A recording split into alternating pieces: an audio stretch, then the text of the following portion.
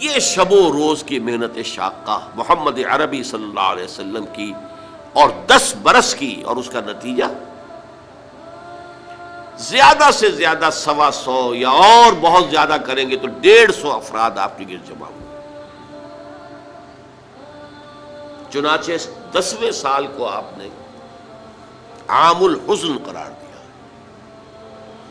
یہ جو 10 سال ہو گئے آغاز وحی کے بعد، یوں سمجھیے 610 عیسوی میں وحی کا آغاز ہوا، تو لگ بھگ 620 عیسوی کو حضور نے عام الحزن، اس لیے کہ اسی سن میں حضرت خدیجہ کا انتقال ہو گیا رضی اللہ تعالی عنہ، گھر میں دل جوئی کرنے والی ایک وفادار، وفاشار، محبت کرنے والی اہلیہ زوجہ محترمہ تھی، اب وہ بھی نہ رہی۔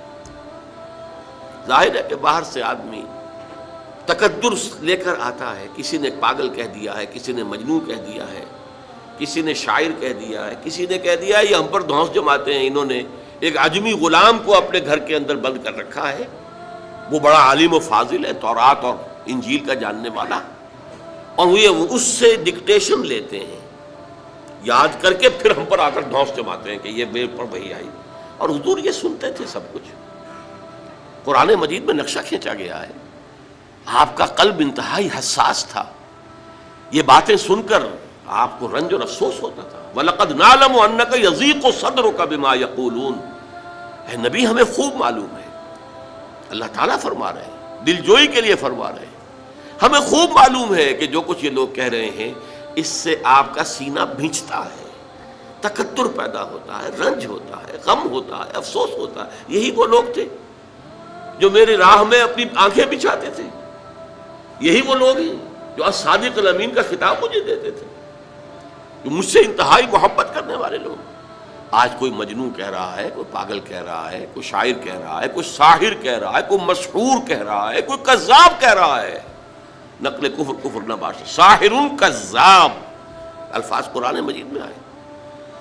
یہ سب کچھ آپ سن کر گھر پر آتے تھے تو گھر پہ کوئی تسلی دینے والی تھی نہ ایک، لیکن اب وہ بھی نہ رہی۔ آپ کو معلوم ہے یہ واقعات بڑے اہم ہیں سیرت النبی کے۔ جب پہلی وحی آئی ہے اور حضور کے اوپر ایک دہشت کی کیفیت طاری تھی، عالم بشریت کا پہلا ہوا تھا معاملہ عالم ملکیت کے ساتھ، جبرائیل سے پہلی ملاقات غار حرا میں، اس کی طبیعت کے اوپر طبعاً جو ہے ایک دہشت تھی، آئے ہیں تو کانپ رہے تھے، پھر بخار چڑھ گیا ہے، اس میں کہا ہے آپ نے خشیت علی نفسی، خشیت علی نفسی، خشیت علی نفسی، مجھے اپنی جان کا اندیشہ ہے۔ یہ کیا صورتحال ہے، یہ کیا ذمہ داری ہے جو مجھ پر آ گئی ہے؟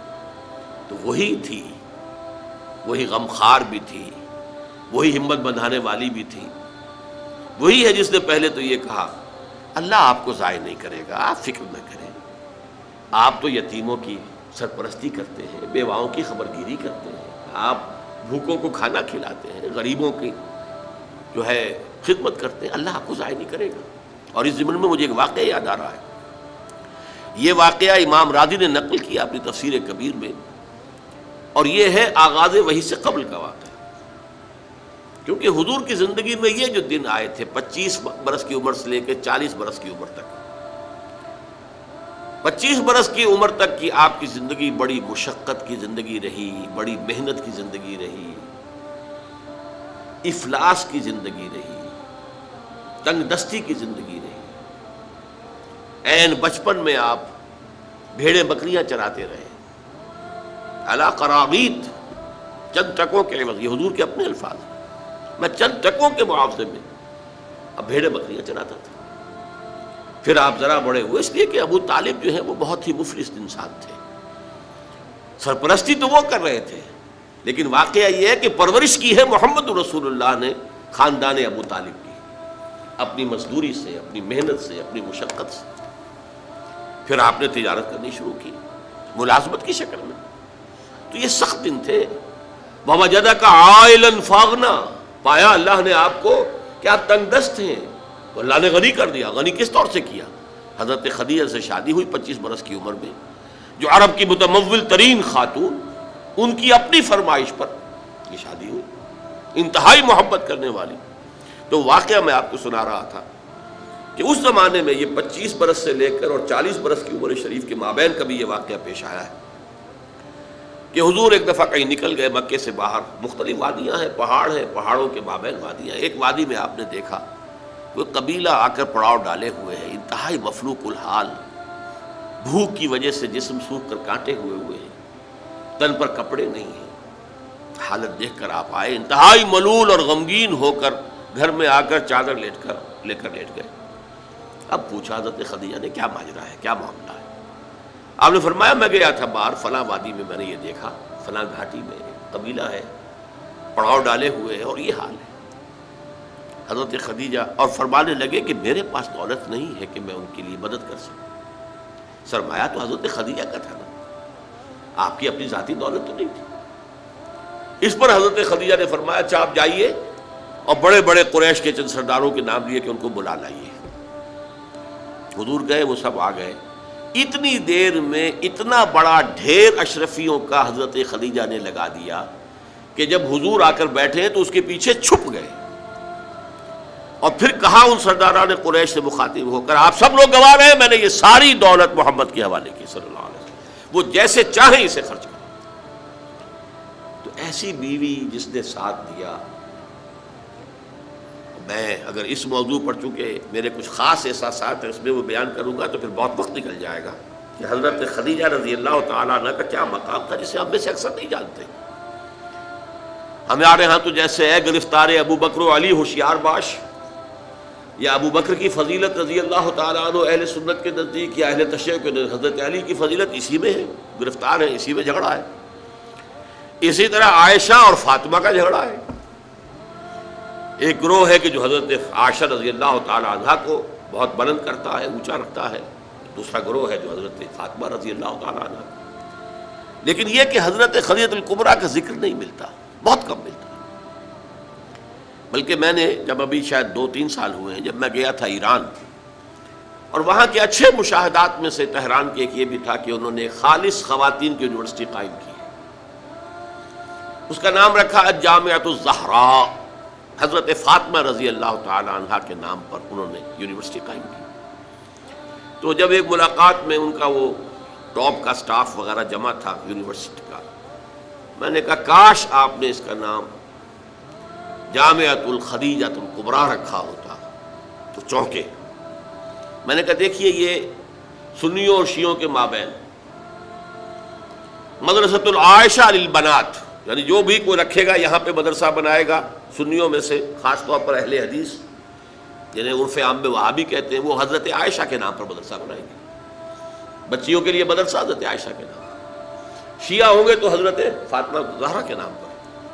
لیکن حضرت فاطمہ کی والدہ حضرت خدیجہ جو الصدیقۃ الکبریٰ ہیں، ان کے نام کے ساتھ کبریٰ اس لیے جمع ہوا ہے. صدیق اکبر، الصدیق الاکبر ہیں حضرت ابو بکر رضی اللہ تعالیٰ عنہ. الصدیقۃ الکبریٰ جیسے حضرت مریم کے بارے میں آتا ہے قرآن میں کان امہ صدیقہ، تو اس امت کی الصدیقۃ الکبریٰ حضرت خدیجہ رضی اللہ تعالیٰ عنہا. چنانچہ ایک واقعہ میں آپ کو اور سنا دوں. ایک مرتبہ حضور صلی اللہ علیہ وسلم اسی طرح جو بھی نیا تجربہ تھا عالم ملکیت اور عالم بشریت کے درمیان اتصال کا، اور جس کی وجہ سے ایک خوف کی سی کیفیت، ایک تشویش کا سا انداز. تو حضرت خدیجہ نے ایک مرتبہ یہ کہا کہ اچھا اب جب وہ آئے وہ فرشتہ ہے یا کیا ہے، وہ بدروح ہے یا کوئی واقعتاً فرشتہ ہے، جب بھی وہ آپ کو نظر آئے تو مجھے بتائیے گا. حضرت جبرائیل آئے، حضور نے فرمایا وہ آ گیا. اب ذرا نوٹ کیجئے، حضرت خدیجہ نے اپنے بال کھول دیے، اپنی آغوش میں حضور کو لے لیا اور پوچھا کہ کیا اب بھی نظر آ رہا ہے؟ آپ نے فرمایا نہیں. فرمایا یقیناً یہ فرشتہ ہے، یہ کوئی بدروح نہیں ہے، فرشتہ ہے جس نے حیا کی ہے. اگر کوئی بدروح ہوتی تو لذت لیتی، وہ غائب نہ ہوتی. اب آپ اندازہ کیجئے عظمت فکر، سوچ کا، آپ کے فکر کا، شعور کی بلندی کا. بہرحال سن 10 نبوی کا تذکرہ کر رہا تھا، حضرت خدیجہ کا انتقال ہو گیا. ابو طالب کا انتقال ہو گیا، جو ایک پروٹیکشن، ٹرائبل زندگی میں پروٹیکشن، جیسے کہ آج ہی میں پڑھ رہا تھا کہ جو بھی پہلا ایک معاہدہ اوس اور خزرج کے درمیان جو مسلمانان نے یثرب کا اور پھر مہاجرین کو ساتھ شامل کر کے حضور نے کروایا تھا، اس میں یہ شک بھی تھی کہ اگر کوئی ایک مسلمان بھی کسی کو پناہ دے دے گا تو وہ سب کی طرف سے شمار ہوگا۔ یہی معاملہ قبائل میں ہوتا تھا، قبیلے کا ایک فرد اگر کسی کو شخص کو پناہ دے دیتا ہے تو وہ پورے قبیلے کی طرف سے۔ اس حوالے سے خاندان بنو ہاشم کی سرداری تھی ابو طالب کے پاس، اور وہ پروٹیکشن دے رہے تھے محمد عربی صلی اللہ علیہ وسلم، اگرچہ ایمان نہیں لائے لیکن وہ ایک طبی محبت تھی، اور اس طبی محبت کی بنیاد پر انہوں نے خاندان بنو ہاشم کا سایہ کیا ہوا تھا حضور پر صلی اللہ علیہ وسلم۔ اب ظاہر بات ہے کہ اگر بقیہ دوسرے قبیلے جو تھے اس کے سردار وہ اگر کوئی اقدام کرتے حضور کے خلاف تو یہ گویا کہ بنو ہاشم کے خلاف اعلان جنگ ہو جاتا اور ان فائٹنگ شروع ہو جاتی، خانہ جنگی، سول وار مکے میں شروع ہو جاتی۔ یہ وجہ ہے کہ 10 برس تک اس اقدام کی جرأت انہیں نہیں ہوئی۔ سفارتیں لاتے رہے، ابو طالب کے پاس سفارتیں آئیں، کبھی لالچ پیش کیا، آپ ان سے کہیے اگر انہیں دولت چاہیے تو سیم و زر کے ہم انبار لگا دیں ان کے قدموں تلے، انہیں کوئی سیادت چاہیے تو ہم انہیں اپنا بادشاہ ماننے کو تیار ہیں، اگرچہ ہمارا کوئی مزاج نہیں ہے کسی بادشاہ کو ماننے کا، ان کو مان لیں گے، اور اگر کہیں شادی کرنا چاہیں تو اشارہ کر دیں، قریش کے جس بڑے سے بڑے گھرانے میں کہیں گے آپ ان کی شادی کر دیں۔ ایک یہ بھی تھی آفر، جب حضور نے فرمایا تھا کہ چچا جان چاہے یہ میرے داہنے ہاتھ پر سورج اور بائیں پر چاند رکھ دیں تب بھی میں اپنے اس دعوت سے باز نہیں آ سکتا۔ ان کا مطالبہ یہی تھا کہ یہ دعوت ختم کر دیں، ہمارے معبودوں کو برا نہ کہیں، جس کے ضمن میں پھر آخری جبکہ ابو طالب بستر مرگ پر تھے اس وقت جو آخری سفارت آئی ہے، اور انہوں نے آخری چیلنج کیا کہ ابو طالب اب بھی اگر تم باز نہیں آتے تو پھر ٹھیک ہے، ہمارا الٹیمیٹم ہے، آؤ میدان میں مقابلہ کر لو یا روک لو اپنے بھتیجے کو۔ اس پر جب ابو طالب نے بلایا ہے اور حضور سے کہا ہے کہ بھتیجے مجھ پر اتنا بوجھ نہ ڈالو جو میں برداشت نہ کر سکوں، ظاہر بات ہے اکیلا خاندان بنی ہاشم، پورے قبیلہ قریش کا مقابلہ، پھر خود جو ہے نہایت ضعیف، بوڑھے اور بستر مرگ پر ہیں تقریباً، بھتیجے مجھ پر اتنا بوجھ نہ ڈالو جسے میں برداشت نہ کر سکوں۔ اس پر حضور کی آنکھوں میں آنسو آئے کہ ایک ہی مرئی سہارا دنیا میں ویزیبل اسباب عالم کے اعتبار سے ایک پروٹیکشن، ایک سہارا، ایک مدد کی شکل تھی، آج وہ بھی جا رہی ہے، ختم ہو گئی۔ کہا آپ نے یہ کہ چچا جان اب تو یا تو یہ بات پوری ہو کر رہے گی اور یا میں اپنے آپ کو اسی میں ہلاک کر دوں گا، میرے لیے کوئی ریٹریٹ کا کوئی امکان نہیں ہے، کوئی واپسی کا کوئی امکان نہیں ہے، پسپائی کا کوئی امکان نہیں۔ بہرحال میں نے یہ سارا پس منظر بتایا ہے عام الحزن، اور یہ ابو طالب کا بھی انتقال ہو گیا، وہ پروٹیکشن ختم ہو گئی، بلکہ اب بنو ہاشم کا سردار ابو لہب ہے جو خود دشمن ہے، انتہائی یوں سمجھیے کہ زہریلا دشمن۔